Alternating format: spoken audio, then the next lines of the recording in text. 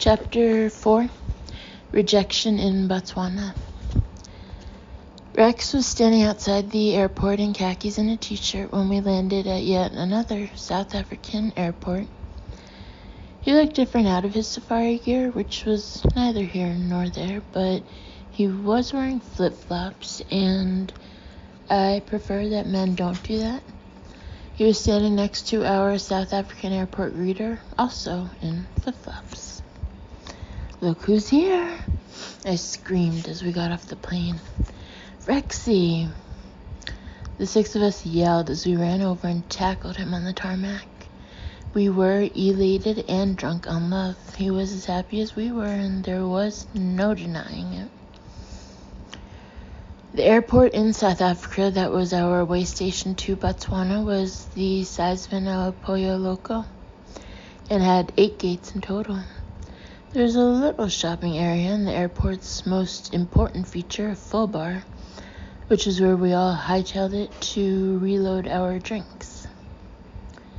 A single man was in charge of the security check, and when he saw our 2 thermoses, he told us we were not allowed to board the plane to Botswana with any liquids.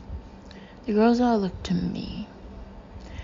"I have diabetes," I told him, holding up my right wrist in a statement of black power, and also because I presumed a closed fist was the current symbol for diabetes.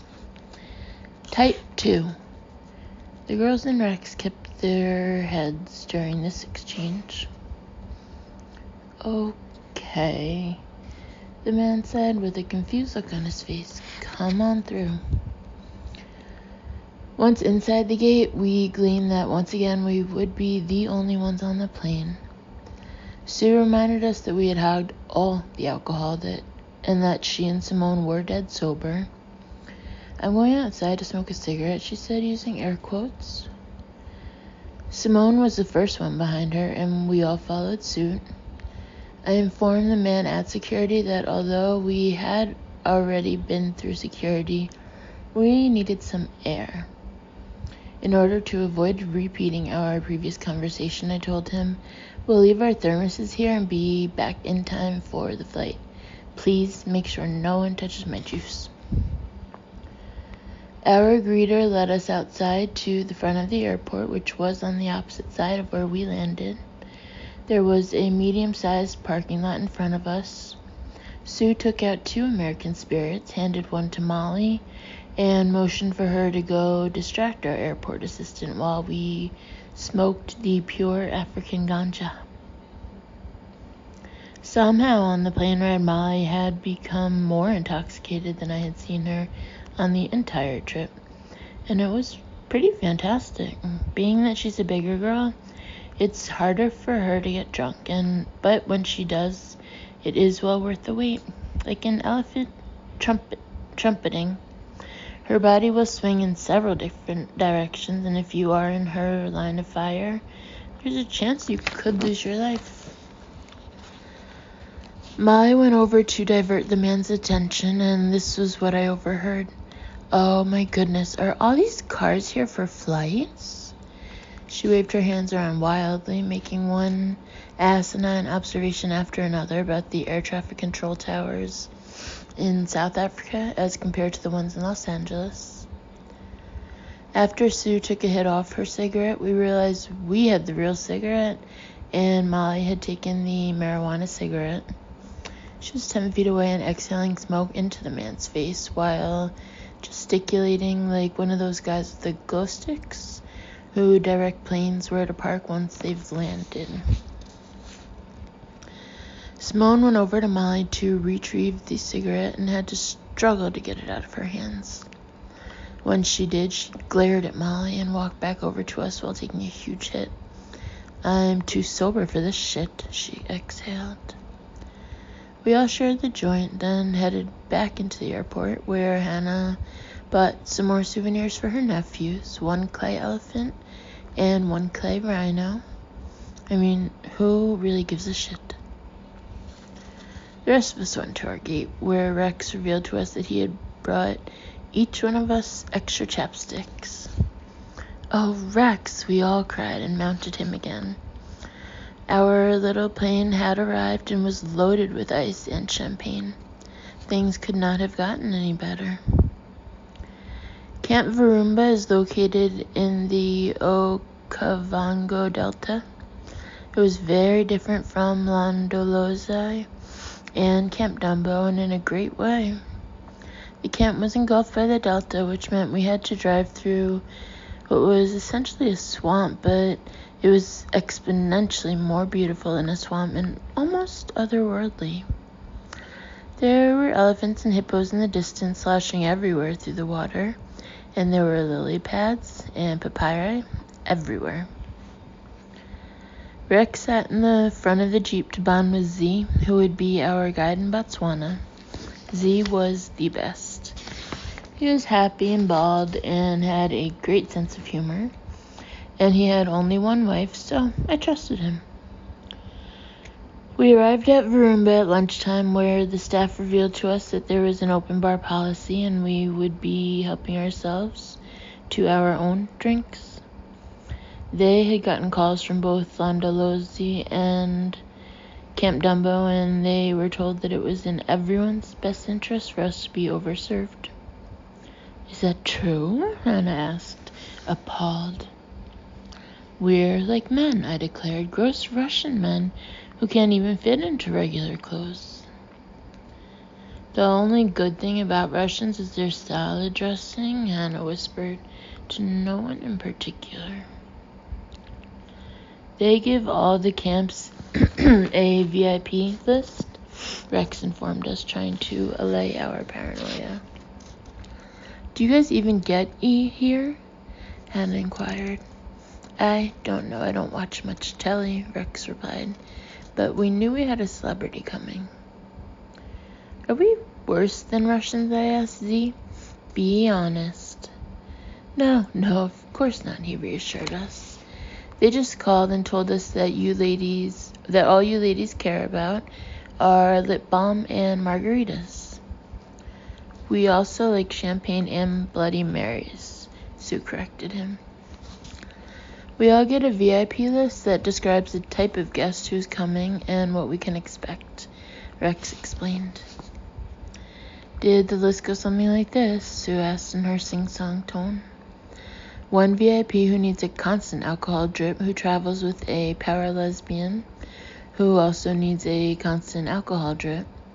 Both love to complain, but lesbian VIP complains more to make celebrity VIP look more reasonable." It said there was a mixed group of affluent women who liked to drink, Z told us with a smile. "Affluent?" Hannah asked. "That's a nice way of saying you have money," Sue said, looking at me. "Thanks for the hot tip, Sue, but why would they say mixed? It's not like we're multicultural. Or are they referring to Shelley's lesbianism?" "Your show is on the E! Network," Sue reminded me. "You're sharing the spotlight with Coco, Ice-T, and all the beautiful Kardashians. If that's not multicultural, I don't know what is." "I would call it more transcontinental," Hannah weighed in, laughing at her own joke. "Is it iced tea or iced tea?" Molly asked. "You'd have to ask Chelsea. Those are her brothers and sisters," Sue told Molly. Then Sue grabbed both sides of my face and leaned her face close into mine. "You're an international Dateline crosser. Everyone knows you whether they want to or not." "I do love crossing Datelines," I pointed out. "You never know what time it's going to be." The notion that someone had to read a bio to know about my dissatisfaction for any room temperature liquids, my allergy to any wheat-based products, or my lust for iced vodka and lemons was embarrassing. I felt stupid, but not as stupid as I would feel later that night. Hannah pointed out that I had a huge bug bite on my forehead. "Oh, I hope it's not malaria," she said, pouring herself a glass of champagne, and then sauntering over to the front of the main deck overlooking the delta. "This place is magnificent." Simone and Shelley both came over to check out my forehead. Once Simone saw Shelley tending to me, she decided to sit down and check out our new vista. Sue had already made herself comfortable.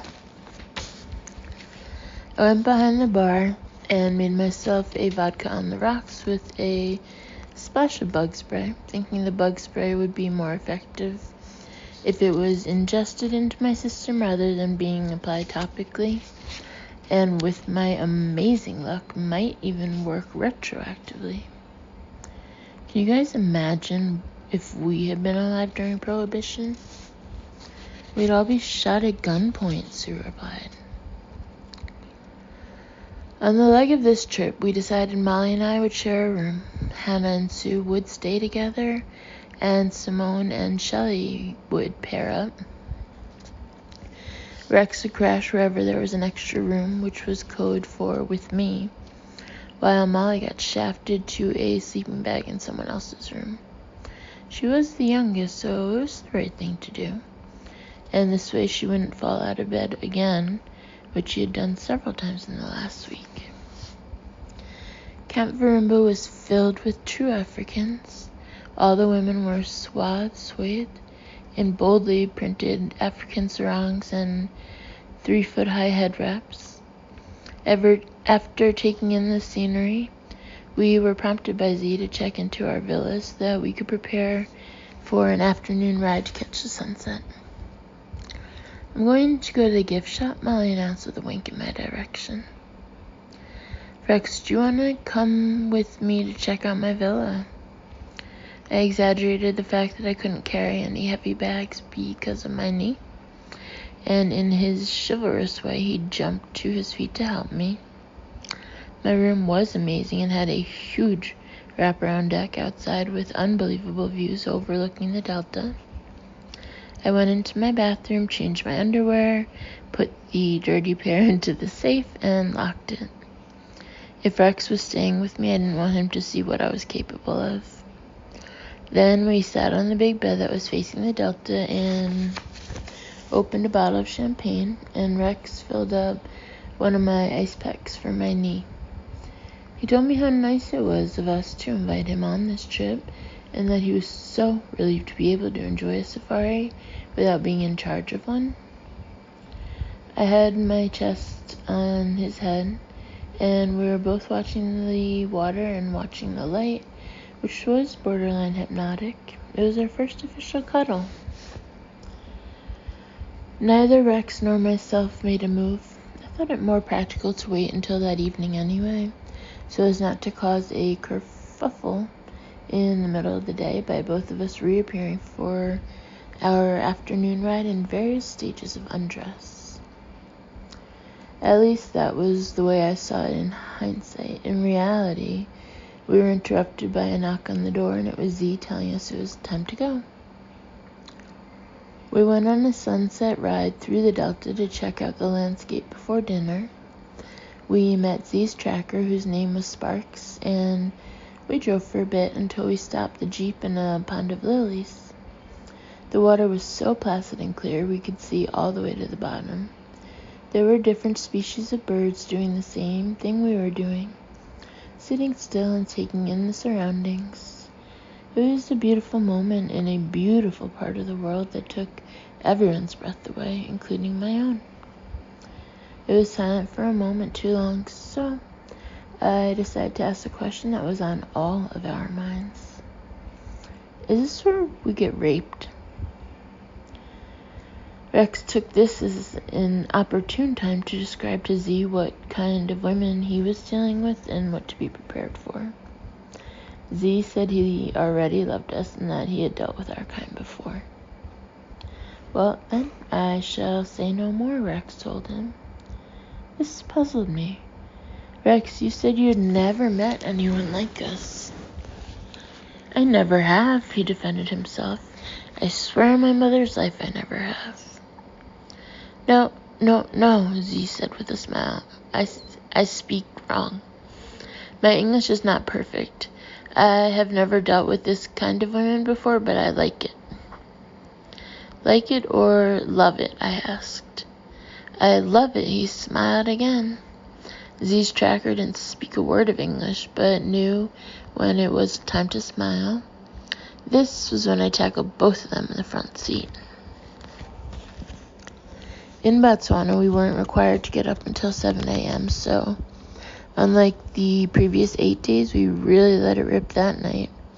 Z had a harmonica, and Sparks played what I think was a sitar. I decided to make my move on Rex. I got up from the table after several cocktails, and in the middle of the entertainment, announced I was going to bed. Rex, let's go. I walked toward my room, and when I didn't see him following me, I walked back to the fire everyone had moved over to and repeated myself. Rex, let's go to bed. No. Excuse me? I asked. I'm not going to bed with you. I hadn't even contemplated the idea that Rex might not be attracted to me. I was in shock, but I told myself to keep moving. When one of the African female staffers saw me walking, she joined me to escort me over the bridge to my villa. Will you be needing anything in your villa? She asked me. I looked at her and at the laundry basket on her head. Do you guys have any thriller porn? June 29th, Friday.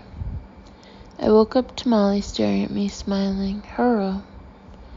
Haro? We've been saying hello like Asian people since we were very young. Do you remember telling Rex last night that you were a gasoline heiress?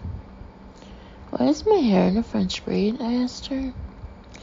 I did that before you made your big exit last night, and that you once taped a bar stool to a paddle board because you were crossing the Nile and didn't want to overexert yourself. My mortification was unparalleled. I've had many mornings where I've woken up knowing that something had gone terribly wrong the night before, but this was an entirely different level of shame. Was it as bad as I think? It was pretty bad. I've never seen you like that. Why do you think he rejected me? Does it really matter, Chelsea? She said, tilting her head to the side. Oh, God. How am I going to face him? You can face him, Molly reassured me. It's just going to be humiliating. Thank goodness you're here, Ricky, I told Molly. I call her Ricky whenever we're alone because it's my safe word, and she knows when I use it I need her to stick close by. I got up and walked over to the mirror where I discovered the mosquito bite on my forehead had tripled in size. I look like that boy from the Cher movie Mask. What was his name? Rocky Dennis. What am I going to do? Well, you need to apologize. I'm so embarrassed. Chelsea, it's not like we haven't all made asses of ourselves on this trip. Just don't make a bigger deal about it than it is. She was right. There was no point in beating myself up over trying to have sex with a safari guide who rejected me. I wrapped a bandana around my mosquito bump, and we got our things together, then joined the group on the main deck where we were meeting to be taken to our bush breakfast. I locked eyes with Shelley, who was still wearing her pajamas that I ordered for her online from the AutoZone. Hi, she bellowed. How are you feeling this morning? Great, I said, and walked directly over to Rex. I want to apologize to everyone for my behavior last night, and Rex, to you especially. That was really gross, and I'm really sorry. I hope you don't think that I think that you're a male hooker. No worries at all, he told me and patted me on the back like we were soldiers fighting together in Afghanistan. Everyone else reverted back to their conversations regarding the night before.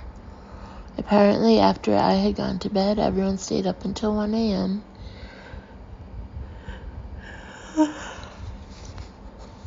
listening to someone play the guitar. A whole night had taken place after my performance, so no one was as concerned with my behavior as I was. I kept my distance from Rex that morning. Vermba was a 3-day camp, which meant we had 2 more nights to go, and I didn't want him to think I was going to act like that again. We got in the Jeep with Z and Sparks. I sat down next to Simone, who was sitting in the first row behind the driver's seat. She had an ice pack for me and propped my leg on her knee. "Do you need any lip balm?" she asked me.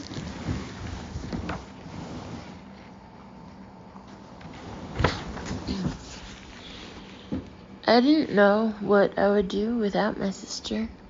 She has always made me feel better when I'm teetering on the edge. The night before her own wedding, she had to calm me down because I had a meltdown. I was scared that once she got married, she would start having sex, which would lead to her own family, followed shortly thereafter by her desertion of me. She stayed up with me until 2 a.m., convincing me that her marriage was never going to lead to her abandoning me. "I'll always be your real mother," she assured me. "It doesn't matter how many kids I have. You will always be my firstborn." Simone wasn't my mother, but my mother was so lazy, Simone had to step in and do the major disciplining. She knew how retarded my parents were. If helicopter parenting is the term to describe parents who are meddlesome and overprotective, ceiling fan parenting would be the term to describe mine. We arrived at our bush breakfast to find another happy African man smiling from ear to ear. "Chelsea, Molly, do you want one?" "No, I think I'm good." "No, Chelsea wants one," Molly corrected me. I did not want one, but in my shame spiral, I didn't think I deserved one. Step 1, after apologizing, proceed as usual. The plan for the day was to eat breakfast, go for a morning ride, and then head back to the lodge. At 3 p.m., we would take a flat-bottom boat ride through the Delta. After our morning ride, Molly and I went over to Sue and Hannah's room so I could commiserate with them about being rejected. Sue was always able to see things objectively, and I was desperate for someone other than a family member to shed some light on the subject. Plus, Shelley and Simone's villa was a long walk across the bridge, and my knee was hurting more than usual. "Chelsea wants to know why Rex rejected her," Molly announced when Hannah opened the door. "How does it feel, Chelsea?" Hannah asked. Hannah's bloviating had dissipated once we got to Botswana, so I was ready to have an honest conversation with her. "Not great." "Yeah, in all the years I've known you, I don't think I've ever seen you get sexually rejected." This wasn't true, but it wasn't something I was going to contest. "Thanks, Hannah," I said sincerely. At least she was backing up my hubris. "I feel like I've hit my sexual nadir. What if this is it for me? What if I've peaked?" "Rex got pretty wasted last night after you went to bed," Molly said. "It wasn't pretty for him either. He may not even remember what happened." "Oh, he remembers," Sue confirmed, sitting down on the twin bed across from the one I was sitting on. "I don't think that's something any of us will forget. Plus, I actually asked him this morning in the gift shop why he did in fact turn you down." "And?" I asked. "He said he's just not that type of guy," she said, shrugging, "that he has a girlfriend and that he does not cheat on her." Do you see the irony here, Chels? Molly pointed out. The very thing you disdain most in a man is disloyalty, and then someone rejects you out of honor and loyalty, and you're upset? You would never want to be with a guy that cheats on his girlfriend. Molly was right. I hate cheaters. I find infidelity cowardly and selfish, and I wasn't proud of myself for making a move on someone with a bona fide girlfriend. If that's the real reason, I'm fine with it, I reassured the girls. My fear is that it's because I've put on so much weight and that he actually finds me unattractive. Well, that's a possibility too, Sue confirmed. He actually said Simone was more his type. Molly jumped in. I knew it. Everyone has a crush on Simone. This made no sense at all. Simone? Oprah or Nopra? Hannah bellowed as she walked out of the bathroom she was sharing with Sue. Can't you just give your sister this one, Chelsea? I mean, compare both of your sex lives. Don't you think you can throw her a bone?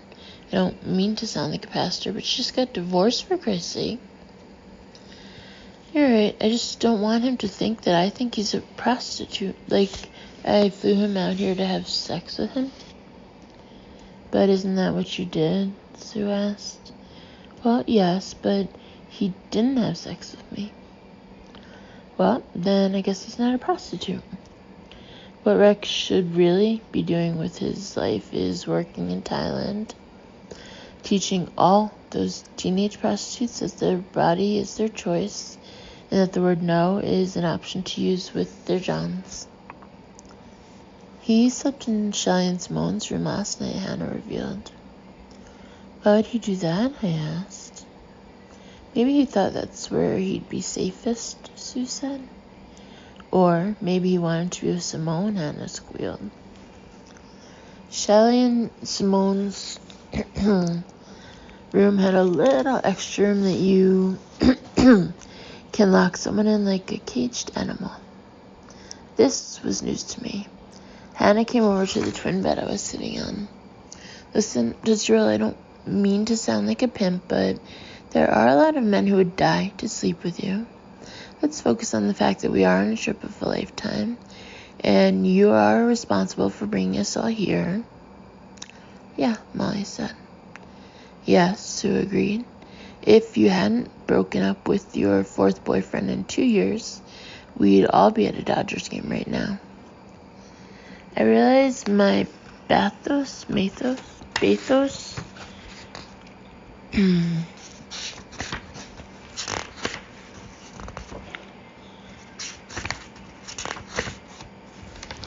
needed to end.